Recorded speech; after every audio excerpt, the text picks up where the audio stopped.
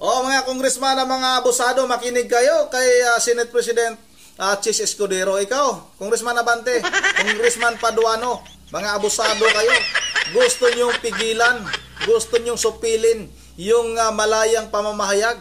Gusto nyong kontrolin yung bawat sasabihin ng isang mamamayan. Mga walang hiya kayo, makinig kayo kay Senate President Chis Escudero. Pero bago tayo magpatuloy, pabati muna ako ng magandang hapon sa aking mga subscribers yan, sa aking mga viewers. Maraming salamat sa inyong suporta. Shoutout sa inyong lahat.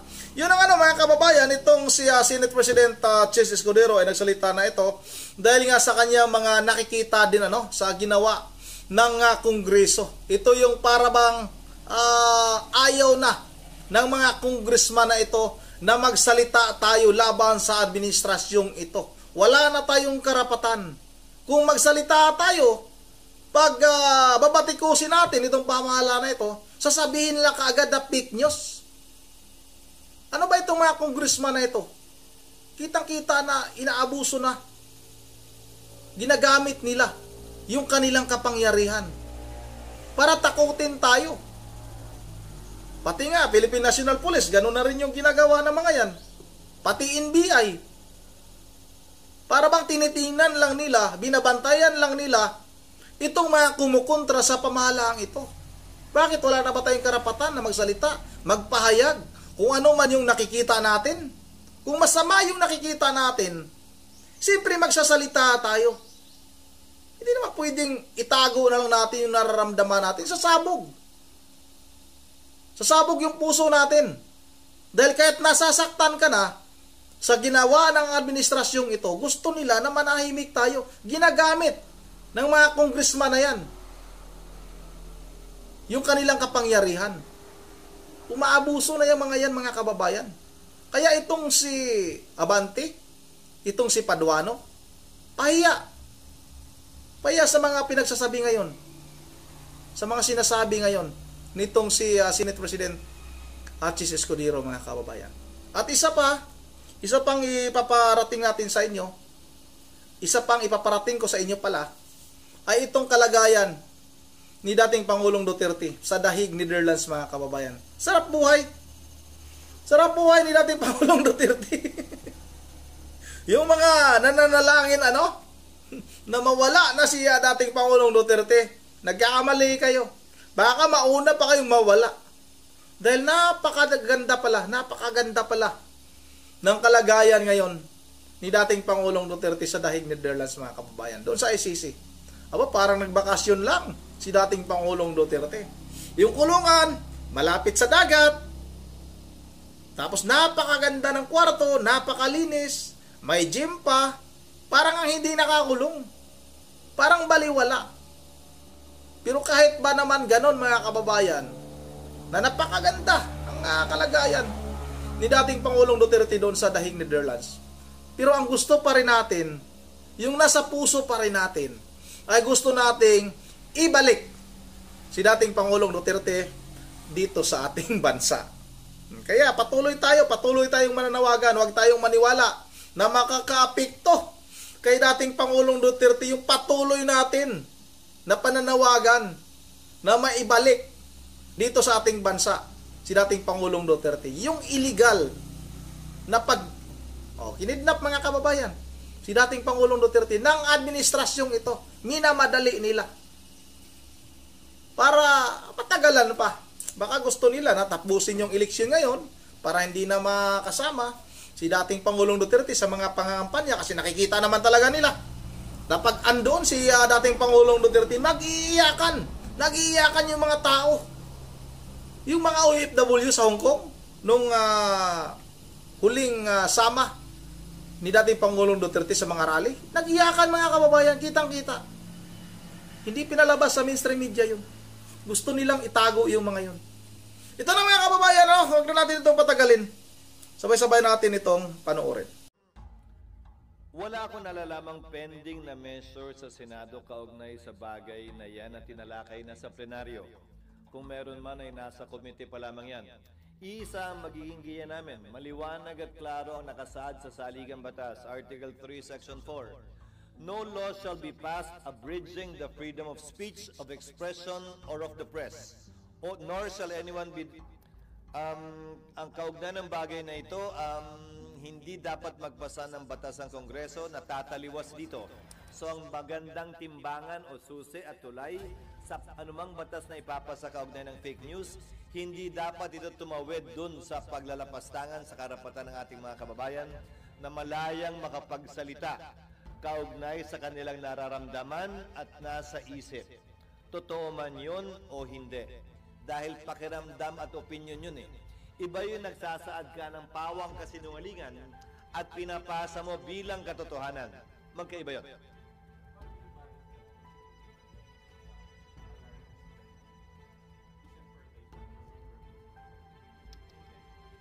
Well, truthfulness will always be the test. Again, hindi unlimited ang kapangyarihan ng isang taong magsalita, pero hindi rin tayo dapat gumawa ng anumang bagay na magko-constitute ng tinatawag nating prior restraint o isang bagay na maaaring magbigay ng takot para pumigil sa ating mga kababayan na ilahad kung anong nasa sa isip at nasa sa puso nila.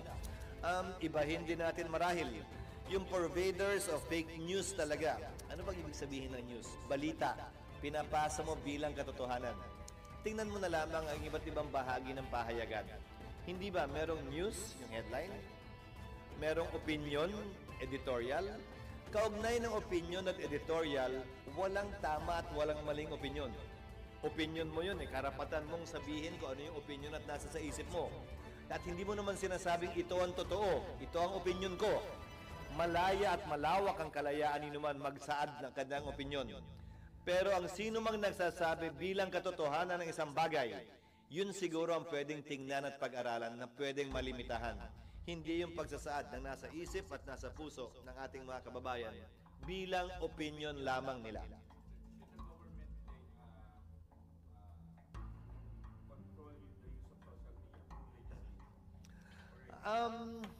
Sinubukan na yan ng ibang bansa at nahirapan sila.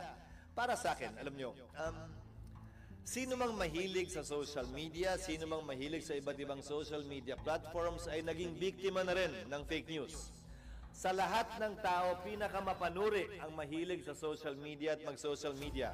At hindi rin naman siguro ganoon na rin kadali para sila'y madala o mabola ng anumang kasinungalingang makikita nila sa iba't ibang social media platforms. Dahil mapanuri na sa paniniwala ko ang isip at kaisipan ng sambayan ng Pilipino kaugnay sa fake news o klarong mga pagkakamali o maling mga balita kaugnay sa mga nangyayari sa ating mga opisyal o mga individual na kaibigan natin o kakilala. Yan ang mga kababayan, dapat talaga huwag tayong takutin. Huwag tayong pigilan kung ano man yung ating saloobin sa administrasyong ito. Kung ano man yung sasabihin natin, huwag lang tayong katulad ni Epifanio Labrador na katulad ng sasabihin natin na siya ang pumatay. Siya yung ganito. Si ANC yung ganito. Yan ang mali. Yan talaga yung panira. Pero kung maglabas tayo ng saloobin sa administrasyong ito, katulad ng talagang maraming droga ngayon sa ating bansa, kalat ang droga. O totoo naman talaga na marami talagang droga kasi maraming naaaresto. At nakikita naman natin yung mga tao na para bang takot na rin ulit. Hindi katulad nung yung panahon ni dating Pangulong Duterte. Kaya itong mga congressman na ito, ipapatawag sa Kongreso, yung mga DDS, makita nyo, anong klaseng mga congressman yan? Mga DDS lang yung pinapatawag na halos lagi. Tapos pag magsalita ka, sasabihin nila kaagad, pag hindi nila magustuhan, iko-contempt kita. Subukan nyo kaya pumasok sa kulungan, Abante at saka Paduano. Kayo muna dyan pumasok sa loob ng kulungan dyan sa Kongreso. At ilayo sa inyong mga pamilya. Subukan nyo yan. O anong maramdaman nyo? Uy, maabuso kayo eh. Masyado kayo mga abusado. Ngayon lang tayo nakakarinig na Kongreso na ganyan. Panahon ni Pangulong Duterte, wala naman yung mga ganyan eh. Hinahayaan tayong magsalita. Maraming tumutulisa. Noong panahon ni Pangulong Duterte, mismo ngang Vice President, sinisiraan si dating Pangulong Duterte, hindi lang dito sa loob dating bansa, sa labas pa. May ano ba? May narinig ba tayong ganyan? Na nagpapa-imbestiga? Mga fake news na yan, napakaraming nagpapakalat ng fake news noon. Isa na nito, itong si Trillanes. Wag nilang supilin yung malayang pamamahayag. Samantala mga kababayan, ito na yung sinasabi ko na napakaganda ng kalagayan ngayon ni dating Pangulong Duterte sa loob ng kulungan. Hindi naman daw kulungan niya. Kasi yung kulungan, alam natin na kulungan, talagang naka-rehas-rehas yan eh. Ito walang rehas. May basketball court, may gym, tabing dagat, may lutuan, may computer, aba, inggit. Inggit kayo. Mamatay kayo sa inggit kay dating Pangulong Duterte. At isa pang nakakainggit talaga, buong mundo ay sumusuporta kay dating Pangulong Duterte. Yan yung hindi ninyo magawa. Kasi hindi kayo minahal ng mga Pilipino. May nagmamahal sa inyo, 10% na lang ngayon. Kasi yung 20% nahati pa. Yung 10 dito kay Amy Marcos, yung 10 dito kay Pangulong Marcos. Wala na kayo, talagang maubos na kayo. Yung mga senador nyo ngayon, nagsibaliktara na. Ito na mga kababayan. Sabay-sabay natin itong panoorin. Usapan, ano bang itsura nitong kulungan o detention facility ni Presidente Duterte? Hindi nyo po talaga dapat tawagan. Yan ha. Kasi wala po yung rehas. Walang hinaharikan na rehas. Siya po ay parang dormitoryo. Pero ang tawag po ng mga taga-Europe dyan sa facility na yan ay Hilton of Prisons. Bakit? Well, ngayon po makikita natin kung ano ang itsura ng detention facility ni Tatay Digong. No? Siyempre po, maganda man yan, ginunto ang hawla pa yan, ay hawla pa rin, pero at least alam natin na walang rehas na hinahalikan ng ating presidente. Saan ba ho nakalocate ito? Ito po ay located sa Dahig. Ito po ay malapit sa dagat. Tabing dagat po siya. Kaya naman, ang Tatay Digong, kahit pa paano nakakaamoy ng singhot ng dagat. Kasi alam niyo naman, miss na miss niya ang Davao dahil ang Davao ay katabing dagat din. Scheveningen, iwak ba ko ng pronunciation nila, napakahirap ng pronunciation nila dito sa Holland. No? So, Scheveningen ata yung pronunciation. Pero ang tawag po dyan ay Hilton of Prisons. Unang-una, wala pong rehas. Para lang siyang hotel talaga, no? Na room by room. Hindi po yan nakarehas. Ang kwarto nila, may kama, mayroong computer. Pagtakin niya yan. At dun sa common facilities, meron pang kitchen para makapagluto yung mga detainees. At merong library. At, believe it or not, merong pang gym. Siyempre po, it is state of the art of prisons. Dahil siyempre, ang ICC, nais nilang isipin na talagang sila'y nagpo-promote ng katarungan at its best. No? Kaya pati yung karapatan ng mga detainees para sa makataong facilities ay sinugurado nila. Tera kayo, pasok tayo. Tingnan natin itong prison, yung detention facility ni Tatay Digong. Okay. Bakit kaya? I-flash na natin ang una natin larawan. Okay? Actually, sa aking computer ay hindi pa lumalabas. Ayan, ngayon pa lang lumalabas. Parang meron pa lang delay talaga. Pero anyway, bukod po doon sa, ito yung entrance na, no? Nakikita nyo na ngayon yung entrance. No? At ito yung pangalawa ngayon, nakikita nyo, ito yung mga kwarto. Nakikita nyo po na walang rehas. Yan po ang kwarto ng mga detainees. No? Ang bilis naman, dahan-dahan lang. Ang bilis. Balik mo doon sa detainees. Kwarto muna ng detainees. Napakabilis. Naku, ano ba yan? Anyway, sige, mabilis po yan. Pero babalikan natin ulit, ha? Yan yung mga facilities. Pero balikan natin at yan yung hospital. Okay, balikan natin. Okay, una. Yan yung common kitchen. Stop. Yan muna yung kwarto. Nakikita nyo po, ha? Wala siyang kasama na ibang detainee. Tapos, dyan po sa kwarto niya, meron pang computer. Bagamat hindi po siya nakakabit. Ito po yung entrance para siyang malapalasyo. Ito po yung mga kwarto. Now, pagkatapos ng ito yung hapagtulugan niya, ang next one na papakita nating slide ay, next slide please. medyo nahihirapan ata ang synchronization. Ayan na naman, bumalik doon sa Torre.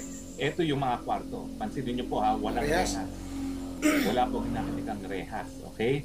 Ito naman po ang kitchen facilities. So, tignan nyo ha, ang kitchen facilities. Merong kitchen facilities ang kada room nila. No? Hindi lang kapag kainan, meron pa silang mga, kung magluluto sila, ay po pwede silang magluto. Merong microwave po, no? At merong sink. So para talaga siyang mga condominium units talaga. Bagamat ang tawag talaga nila rito ay Hilton of Prisons. Sige, tignan pa natin yung ibang larawan. Okay? Ang susunod na larawan naman ay, siyempre hindi ko alam po ano yung susunod. Ha? Nakatingin din ako dun sa camera. No? Okay, anong susunod na larawan na papakita natin? Ang next na larawan ay yung common siguro, yung common facilities. Ito, common facility. Ito ay parang, sandali atin titignan ko kung ano to. Ito ay parang social hall, no? Ayan, nakikita nyo, no? Meron silang mga recreation facilities. Diyan sila nakikita-kita ng mga kapwa detainees niya. Ang kwento po ni VP Sara, abay, kaibigan na niya lahat doon. Yung mga prison guards at saka yung mga ibang nakapreso, mga butante na ng Duterte. Baka mamaya sumisigaw-sigaw na rin ng Duterte, Duterte. At paparehistro na lahat sa Pilipinas para bumoto para mayor yung mga prison guards at iba pa mga detainees sa detention facility. Okay, bukod pa po sa kanilang social hall, tingnan po natin ang iba yung facility na namin.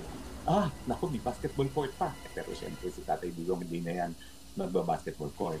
At hindi lang po yan, walang rehas ha. Meron pa yan grounds na po pwede silang maglakad-lakad sa labas na walang escort. Okay? Meron pong bakod pero hindi yan na parang preso talaga na binabantayan sila ng mga preso. Free to move naman sila, labas-pasok. No? Kaya nga po, state-of-the-art prison facility. Kasi ang modern view ng mga detention facility ay hindi para magparusa, para mag-rehabilitate. At ito naman po, wala pa silang napapatunay ang pagkakasala. Ito po, ganito po ang partong tinutuluyan ni PRRD kasi nandun siya sa medical facility. So, ganyan po ang parto niya ngayon. No? Lahat ng mga aparatos na karoon ng emergency, naroriyan.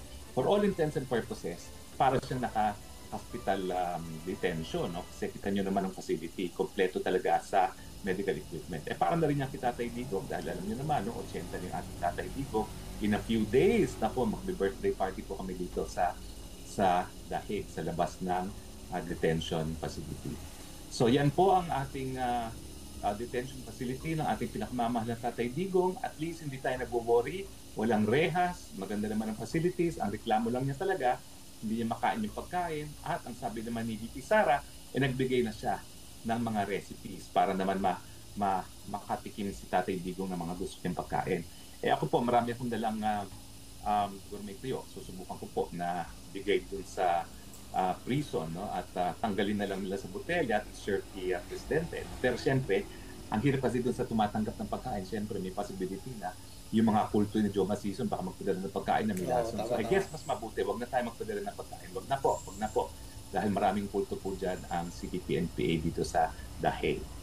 Okay, so yan po ang detention facility ni Presidente Duterte. Hindi po siya prison, detention facility lang talaga. At kung titignan niyo po talaga, malahotel talaga ang mga facilities. Bagamat, ang sabi nga ni Tatay Digong, gusto na niyang umuwi. Kahit gaano kaganda pa ang kanyang detention facility, syempre, there is only one place that he calls home, and that is the Philippines. Parang ako din po. Kahit saan ako naglalamierda, kahit saan ako nag-asylum, ang puso natin pa rin ay nais makauwi sa ating inang bayan, Pilipinas. Kahit magulo pa, kahit polluted pa, yan pa rin ang mahal nating inang bayan. Yan na nga mga kababayan, no?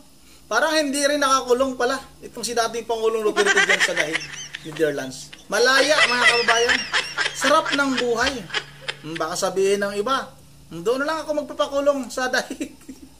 Sa agency kasi, ang sarap pala ng kulungan doon. May computer. Sinabi, naka-aircon yata yan. Malamig naman pala yung lugar na, hindi na kailangan ng aircon.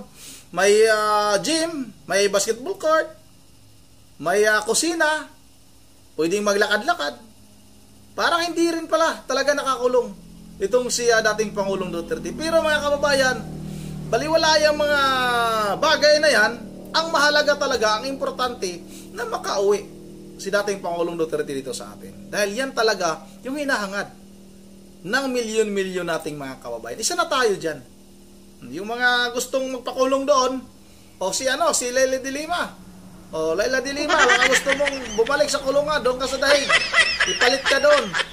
Huwag na lang itong si Panyong, si Pipanyo, di bagay yun doon. Di bagay sa kanyang balat. Sa Bartolina dapat ilagay yan. Yun ang ano, dito na lang muna at nakikita natin, sarap ng buhay. Pero ulitan natin, kahit gaano kasarap ang buhay ni dating Pangulong Duterte sa dahig Netherlands, doon sa ICC, kailangan pa rin natin na maibalik dito sa ating bansa yan. Kasi dito talaga ang tahanan ni dating Pangulong Duterte. Malapit pa sa dagat. Talagang masarap-sarap ng buhay. O yung mga nakakulong, yung mga gustong i-contempt ng Kongreso, mag-request lang kayo. Mag-request kayo na sa dahig di padala. Kasi probinsya naman tayo ng dahig eh. Doon lang tayo, mag-request tayo doon. Kasi masarap pala ang buhay doon, masarap siguro yung pagkain. Yun ang dito na lang muna. At bago tayo magtatapos, ay shoutout ko lang itong nagpa-shoutout sa akin ha. Shoutout kay Johnny Benedicto. Shoutout sa iyo Idol, Johnny Benedicto. Shoutout, maraming salamat sa inyong suporta. At mag-shoutout tayo kay Member J. Verhel Di Diyos ng Polilan, Bulacan. May bagong komento ba? Walang bagong komento. Mag-shoutout tayo kay Ma'am Edisa Borbe. Ito tayo sa may bandang baba. Shoutout tayo kay Kapangarap Moto Electro Back. Oh, ang haba na pangalan nito ha. Kapangarap Moto Electro Back. Oh, iyakin pala si Labrador. Iyakin talaga yan. Nakitapang-tapangan lang yan. Supot yan. Shoutout na kay Karen Sambrano. Shoutout sa iyo Idol. Shoutout sa iyo Emilda Pascual. Shoutout sa iyo Roberto Rivera. Shoutout kay RC Quaresma. Shoutout kay Jim Paul Plijim. Shoutout kay Dimple Plijim. Shoutout na rin kay Christopher Ballesteros. At shoutout kay Edwin Malang. Shoutout kay Roslyn Tuma. Shoutout kay Hins TV. Shoutout kay Sami Trabajada Cover ng Boracay. Saldi Ramirez, shoutout sa Idol. Support talaga yan. Totoo talaga, support talaga yan. Shoutout kay Tomas at kay Mir Robinson Kios Naga. Yun ang naman dito lang muna. Once again, this is Ronde TV mo. Ingat tayong lahat. God save the Philippines.